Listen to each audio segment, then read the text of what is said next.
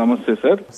మీరు ఇందాక జగన్మోహన్ రెడ్డి గారు చెప్పేదే చేస్తారు అని చెప్పారు కదా. లాస్ట్ టైం 2019 ఎలక్షన్స్ లో మన ప్రభుత్వంలో పూర్తిగా మద్యాన్ని నిషేధిస్తాం అని చెప్పి గట్టిగా కూడా చెప్తా ఉన్నాం. చేసిన తర్వాతనే ఓట్లాడుతారు. మరి చేయలేదు కదా సార్.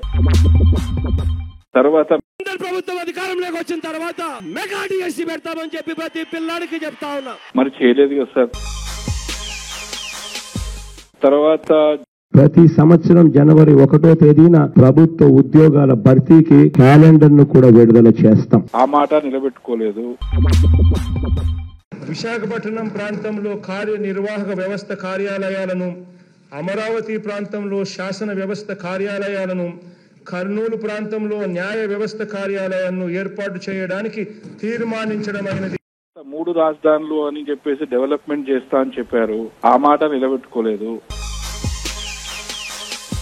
అప్పుడు అమరావతిలో ఇల్లు కట్టుకుంటున్నాను, విజయవాడలో క్యాపిటల్ సిటీని పెట్టడం మనస్ఫూర్తిగా మేము ఆహ్వానిస్తున్నాం.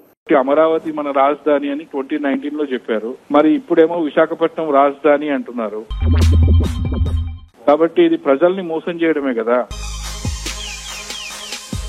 మీరు 5 years నుంచి వైసీపీ ఎంపీలు పార్లమెంటులో అన్ని బిల్లులకి సపోర్ట్ చేశారు. YSR Congress party raised to support this bill. We support the bill, sir. YSR Congress party supports this bill, sir. మరి పోలవరం ఏమైందో తెలియదు, స్పెషల్ స్టేటస్ ఏమైందో తెలియదు. కాబట్టి ఇప్పుడు మీకు ఓటేస్తే మీరు పార్లమెంటులో బిల్లులు సపోర్ట్ చేస్తారు కానీ పని జరగదు. కాబట్టి వేస్ట్ కదా. మీకు ఓటేస్తే వేస్ట్ అయిపోతుంది ఓటు.